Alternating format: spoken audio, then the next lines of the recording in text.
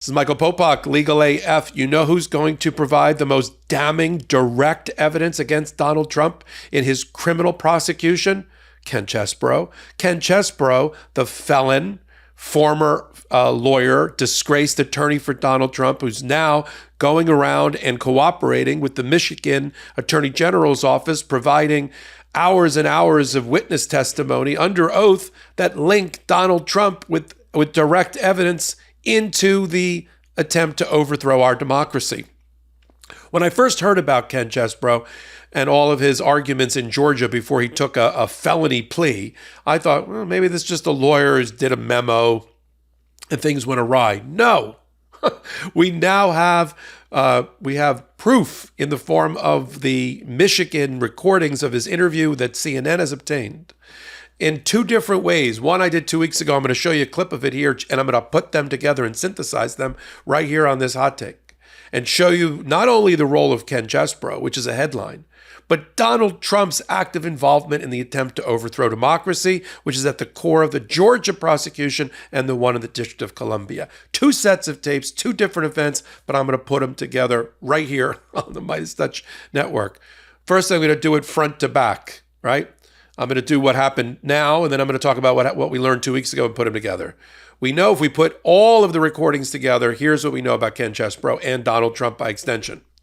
That the idea of using Jan 6th as a battleground to draw a line, to call his followers to commit insurrection, rebellion, and incitement on Jan 6th particularly was planted in the mind of Donald Trump by Ken Chesebro during a meeting in the White House in December that went awry.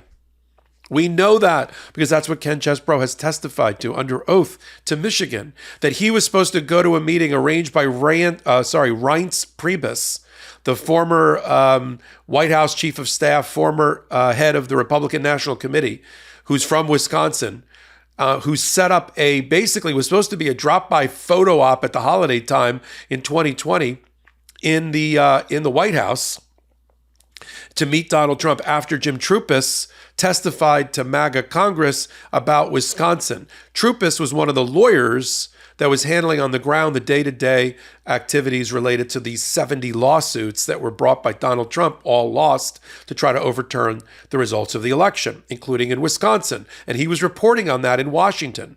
And it was very clear from instructions given by Reince Priebus to Jim Troupis and to Ken Chesebro that they were not to give any hope. Don't flame the embers of hope inside of Donald Trump about his chances of winning. Troupis got the memo. Chesebro didn't.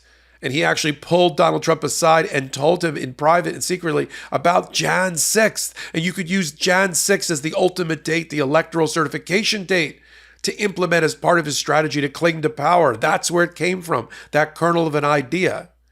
And now we know what happened with the fake electors, that Ken Chesebro was the architect of, that happened next, which also provides direct proof through Ken Chesebro of the involvement, the leadership of the Trump campaign and Donald Trump in the decision to use the fake elector certificates as a pressure campaign on Mike Pence to overthrow the will of the people. This is at the heart of the case brought by Jack Smith, special counsel, against Donald Trump. This is part of the evidence stream that will be used. First, let me go back to what I did 2 weeks ago and show you a clip that'll catch you up with what we learned about that fateful meeting in the White House where a clueless Ken Chesebro plants the seed of Jan 6 insurrection in the mind of Donald Trump to the chagrin of Jim Troupis and Reince Priebus, who are pissed off that that's how south that meeting went when it shouldn't have. And then I'm going to come back in the hot take and talk about the new recordings and then put them together for you right here. Let's go to my clip and catch you up with the prior audio recordings from 2 weeks ago. So I ended up explaining that Arizona was still hypothetically possible because the alternate electors had voted. And I explained the whole logic. I basically summarized a lot of the November 18th memo. That is, and I explained that Justice Ginsburg and Professor Lawrence Tribe had both written that January 6th was the real deadline, so that because the alternate electors had voted, we had more time to win litigation. So it was, I think, clear in a way that maybe it hadn't been before that we had till January 6th to win. But that got me in trouble afterwards because we had been told before the meeting not to say anything in the meeting that would make him feel better about his chances than before the meeting had started. And that, created a real problem, apparently. This is Michael Popok, Legal AF. You just heard it, breathtaking and breaking news. Ken Chesebro, as you heard on that beginning clip, there are audio recordings of his interview as attempted proffer with the Michigan prosecutors who were prosecuting the fake electors in Michigan, and got Ken Chesebro, who is a convicted felon in Georgia and former Donald Trump lawyer, to confess to his role in the fake elector scheme, and more importantly, tied directly to Donald Trump. This is now one piece of direct evidence that Donald Trump knew he lost. He was told by the lawyers he hired that he lost, and that it was Ken Chesebro, apparently, inadvertently or otherwise, who accidentally toppled America by planting the seed in Donald Trump's mind and giving oxygen to the idea that the last stand for Donald Trump was Jan 6th. And boy, did he take that seriously, calling for it to be wild on Jan 6th, calling all of his MAGA supporters to go down there, leading to the attack on the Capitol. That came out of the mouth like a cartoon balloon of Ken Chesebro, who went totally off script, or as Ken Chesebro refers to it, it's the photo op that went south quick. Why? Because that's not the reason they were supposed to be there. And the lawyers, Troupis and Chesebro, were instructed by Reince Priebus, the former chair of the Republican Party, formerly in the White House with Donald Trump. He was a chief of staff at one point. They were instructed, don't say or do anything that gives Donald Trump hope that he can overturn the election results. That was on their palm card. That was their marching orders. Did Ken Chesebro stay on script? No, he did not. And that led to a very irate Jim Troupis, who was there with him, a trial lawyer himself, to berate Ken Chesebro, which he admits in a clip I'm going to play next, and Reince Priebus being very upset because of this little whisper conversation where Ken Chesebro told Donald Trump, hey, the real date, Mr. President, is Jan 6th, and we can use this alternate electors, i.e. the fake electors, with some wins and some courthouses, and we can put that together and you can return to the White House. And that's all Donald Trump needed. Right? You tell that to a madman and he runs with it to a degree that nobody expected. Even Ken Chesebro didn't expect it. What Ken Chesebro apparently wanted Donald Trump to hear was there's another layer of potential, things we can try, but I'm not sure they'll be successful, but we can try. That's not what Donald Trump heard. What Donald Trump heard, almost like Dumb and Dumber. So you're saying there's a chance. All I got to do is get MAGA to descend on the Capitol, bring their weapons with them, and then we'll take it from there, a version of that.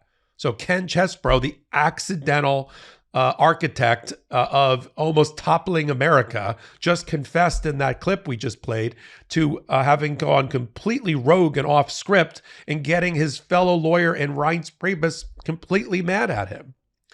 He was supposed to tell him, as Troupis did. Now, let me just explain Troupis for a minute. Jim Troupis, a trial lawyer, had just lost. To put this in historical context, timeline context, he had just lost at the Wisconsin Supreme Court on one of these. There were 62 lawsuits that Donald Trump and his lawyers tried. Troupis handled many of them, along with Sidney Powell and Rudy Giuliani, Jenna Ellis, and the like. He lost, and he was there to report to Trump in a photo op only. Like a step and repeat and a kiss on the cheek. Get a photo with the president for Christmas, that kind of thing. He's supposed to report that, and he did, that it was hopeless, that the trial strategy wasn't working. And Wisconsin Supreme Court was an example of that. The reason Troupis was even in Washington is because Reince Priebus arranged for him to make an appearance before a Senate committee, mainly the Republican side of the Senate committee, to investigate, the election results as another angle of trying to slow down the certification. But he then swung by there and was told, stay on script. Don't give Donald Trump hope. Let him know that he lost.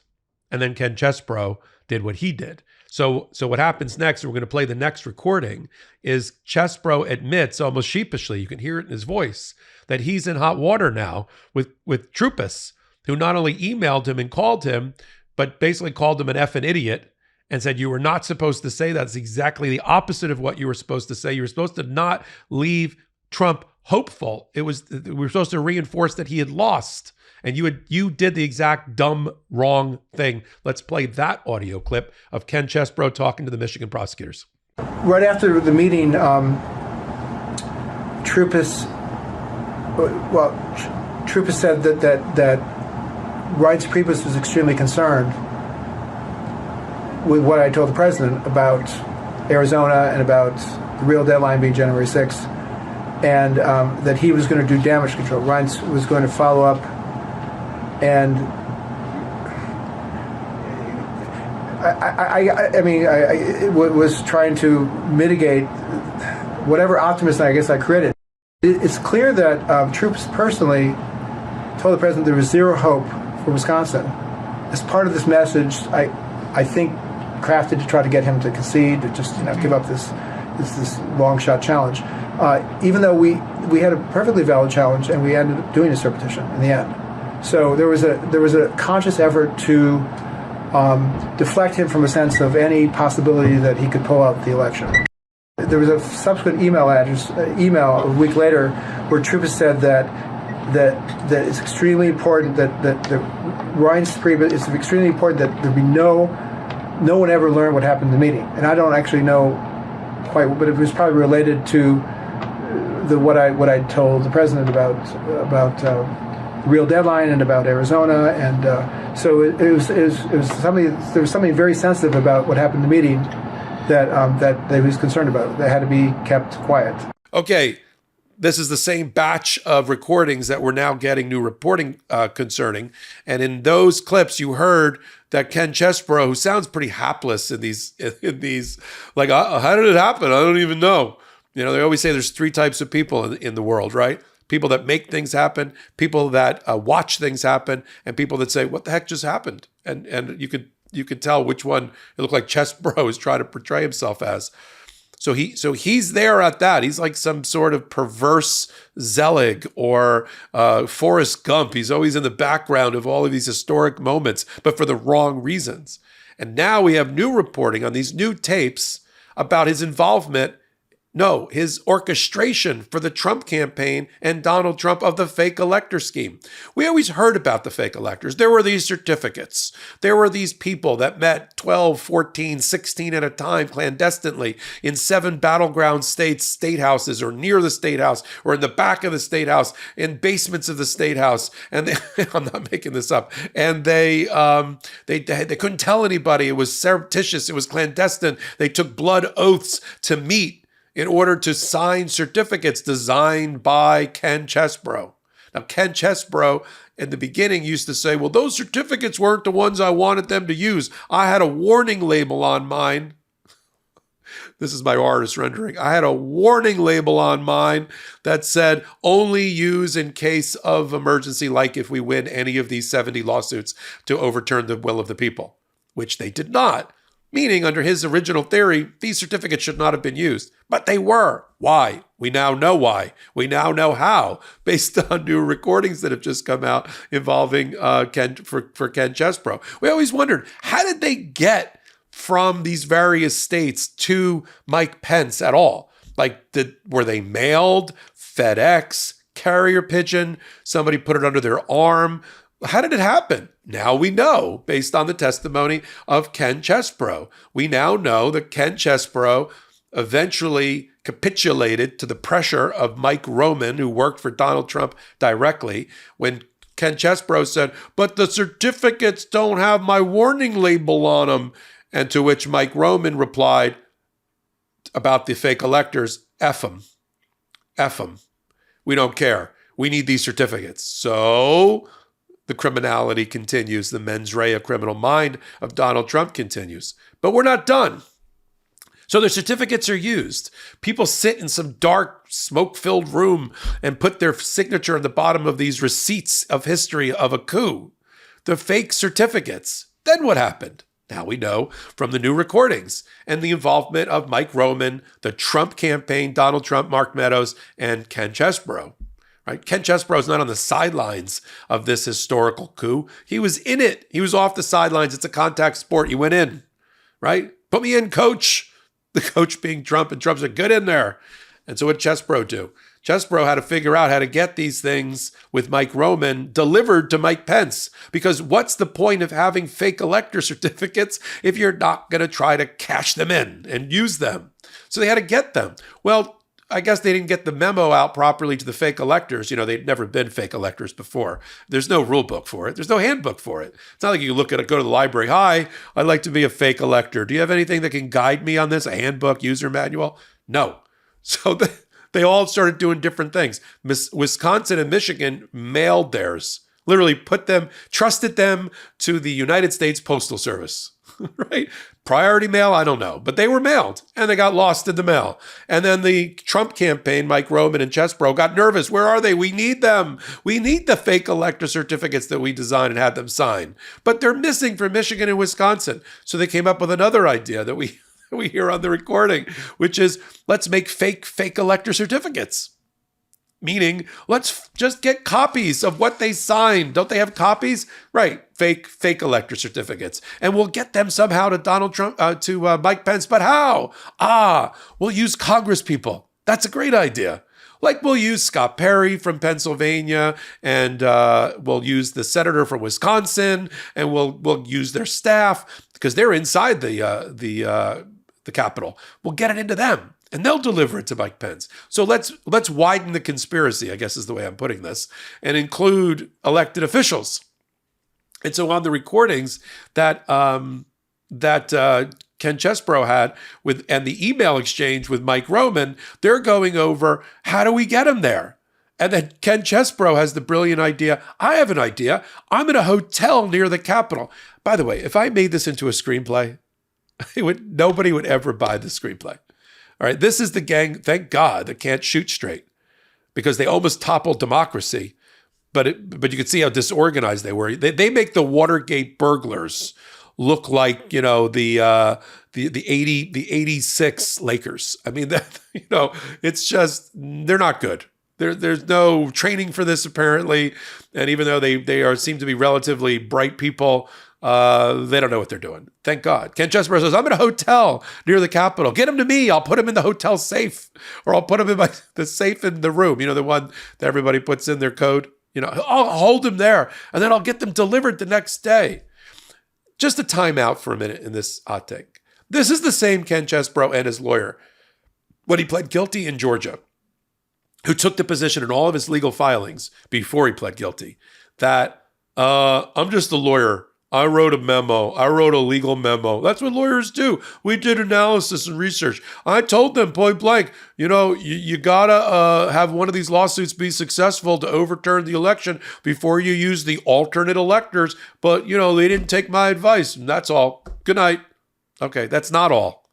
Ken Chesebro up to his neck in coordinating the logistics around the fake elector certificates from their origin and their birth to their creation, to their photocopying to make fake elector certificates, to their delivery system. Forget about, Dinesh D'Souza and the 2000 Mules fake documentary about phony ballots from China for Biden being shoved into the ballot box. Forget those mules. Look at these mules. Mike Roman, who's indicted in Georgia, should be indicted by Jack Smith in the District of Columbia. He's saying, F the fake electors, just get me those certificates. We'll get them into the hands and get them over to Mike Pence, right? They're doing some sort of,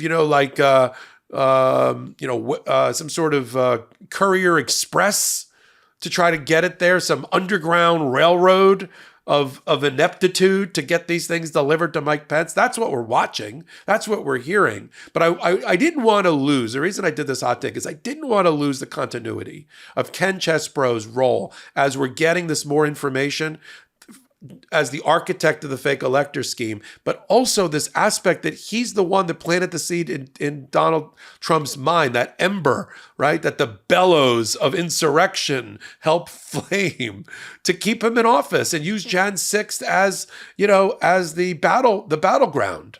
That came from him as well. So he's not blameless and hapless. Ken Chesebro provides direct evidence. It's the Trump campaign, which means Donald Trump himself with his liaison, Mark Meadows, that's directing traffic through Mike Roman, and the general counsel for the Trump campaign. They're the ones. Once you say Trump campaign, you're into Trump campaign. And this also helps counter the argument that will be raised at the United States Supreme Court that there's some sort of immunity for Donald Trump. How could there be immunity for a first-term, one-term president trying to cling to power to get a second term? That's called, at best, campaigning by illegal means.